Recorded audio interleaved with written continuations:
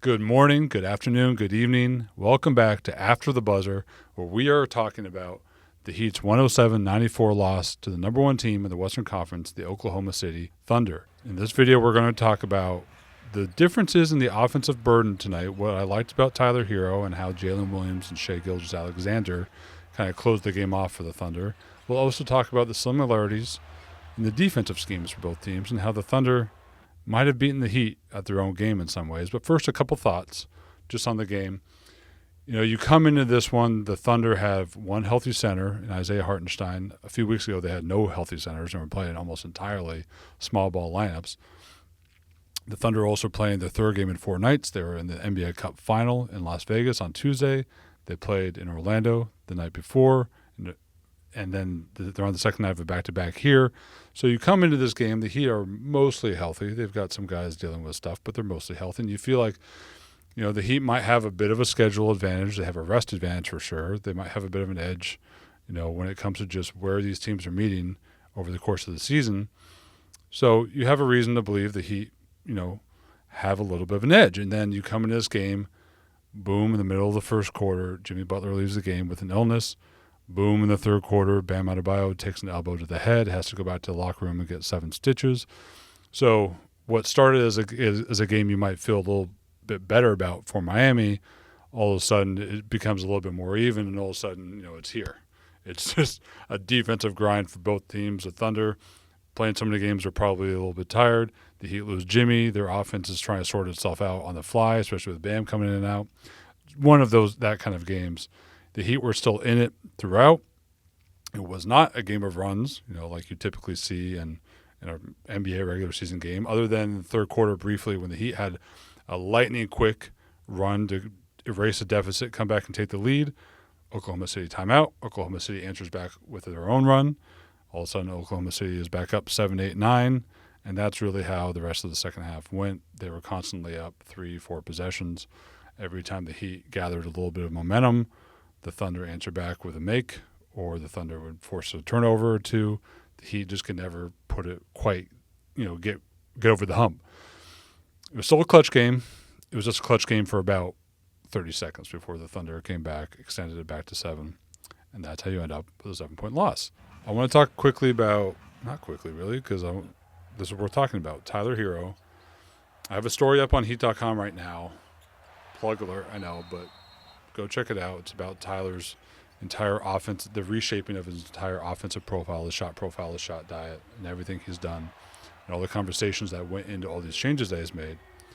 And part of that story, I talk about how Tyler used Game 2 against Boston last year, the game that Miami won in that series, and what was otherwise, you know, a series you don't want to remember too much of. But Tyler played so well in that game, too, in a combination of on-ball, off-ball roles. He distributed the ball really well in that game. And without Jimmy and Terry in that series, he had to shoulder so much of the offensive burden. Well, in the rest of the series, he felt like, you know, he saw why he was making the game hard on himself in a way, especially against a great defense like Boston's. That game 2 was a little bit different. They had found success. He said, let's model my game after the success in that game 2. While you lose Jimmy tonight, Bam's out for a bit. The Heat are trying to find just any sort of offensive traction whatsoever. They're not necessarily stuck in the mud, but dealing with a swarming Thunder defense. And frankly, you know, the Heat, their offense wasn't great tonight, but Tyler was pretty good. You're not going to look at 28 points on 24 shots and say that's one of his best games of the season. No, but when you are shouldering so much of the burden against the number one defense in the league, a defense that's putting up historically good numbers relative to the rest, you know, of where the league is in 2024, well, he also had 12 rebounds, 5 assists, 3 steals. Tyler had 0 turnovers. He still only took 1 mid-range jumper. He got into the paint, especially against Oklahoma City's small ball lineups. He found the seams. He still hunted his threes. Didn't have the best shooting night for him, but he still played within his process. He played to his game. He played against a great defense tonight, just like he played against a great defense in Game 2 against Boston last year. And you know, Tyler didn't want to pat himself on the back after the game, but I asked him about this, and he said he felt good. It was a test. As I asked him, it was a test against a good defense. He said he felt good about, you know, as he was on the floor. So that was good for the Heat. But on the other side of the floor, Look, Shai Gilgeous-Alexander is an MVP candidate. He has slowly been creeping his way into that realm of, maybe not quite Luka Doncic and Nikola Jokic as the guys that, have been really tough for the Heat to scheme for over the years. He's creeping his way maybe into that tier. He's right on the edge. But tonight, he only had 25 points on 25 shots. It wasn't his best game. He didn't do a lot of attacking as the Heat sat back in zone, which we'll talk about in a second. But in the third quarter, when the Heat made that little run to retake the lead, Shai answered back as great players do. He made the timely plays, some drives, made some tough shots, and one earlier on. And then when he went out of the game and the Thunder had that 7-8 point lead in the fourth quarter, well, then Jalen Williams, he was the one to tag team it and kind of hold that lead while Shai was out.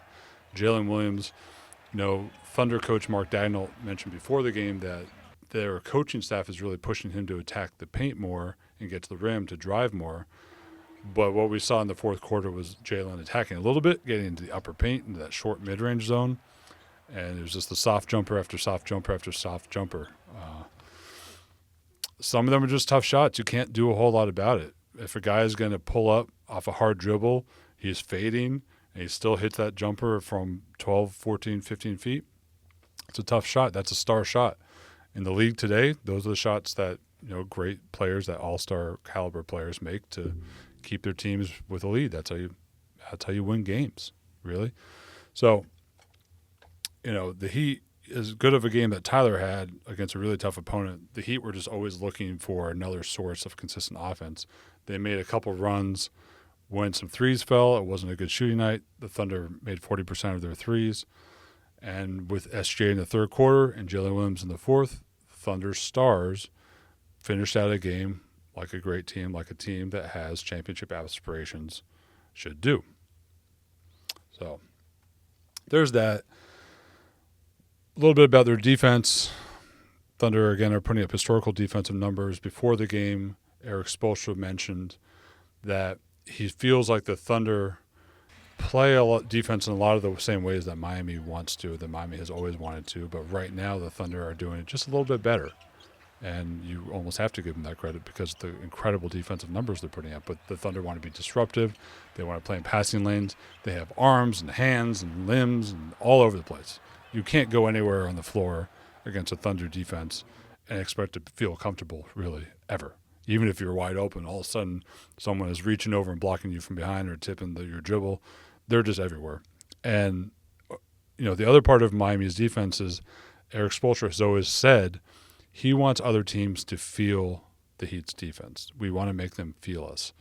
That's been sort of their motto in a lot of ways. And when the Heat's defense isn't operating as intended, Spo will say, well, they didn't feel us tonight. And to be fair, the Thunder felt the Heat's defense tonight for sure. The Thunder's offensive rating of 109.5 on a night where they shot the three ball well, that's more than good enough for Miami's defense to win this game. But, and including, by the way, the Heat were sitting back in zone a lot. They played 27 possessions of zone defense. A lot of it against the Thunder's small ball lineups, which was clever because when the Thunder are going small, they don't have a big target to plant right in the middle of the floor and kind of play make from there. It's just a bunch of smaller guys that don't necessarily have the vision to see over the top of the zone. So that was smart in the zone. It was an effective change of pace.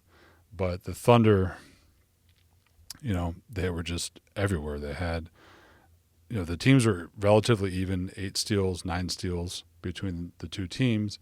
But the Thunder had a ton of deflections and it forced the Heat into many more turnovers than they usually want. The Heat were just sped up a little bit at times, and that's what it was. Again, the Heat's defense had a good game. With Bam on the floor, their defensive rating was 98.6. With Bam off the floor, their defensive rating was 130.8. So a big difference there. With Bam on the floor, the defense was good enough to win for sure. The Heat just couldn't find enough offense, again, beyond what Tyler was providing. And you just look at the shots that the Heat were getting, look at the possessions. And Oklahoma City had a lot to say about that. The Heat can say we missed some shots for sure. But a lot of those shots were much more contested than you're going to get against an average, NBA defensive team. Again, the Thunder are a team, number one team in the West. They want to go compete for a championship. They played like a team that can do that tonight. So you give them their credit. The Heat move on to play Orlando on their own back-to-back, and we see where things go from here. That's all for now. I'm Couper Moorhead, your host, and this has been After the Buzzer. I'll see you next time. Take care.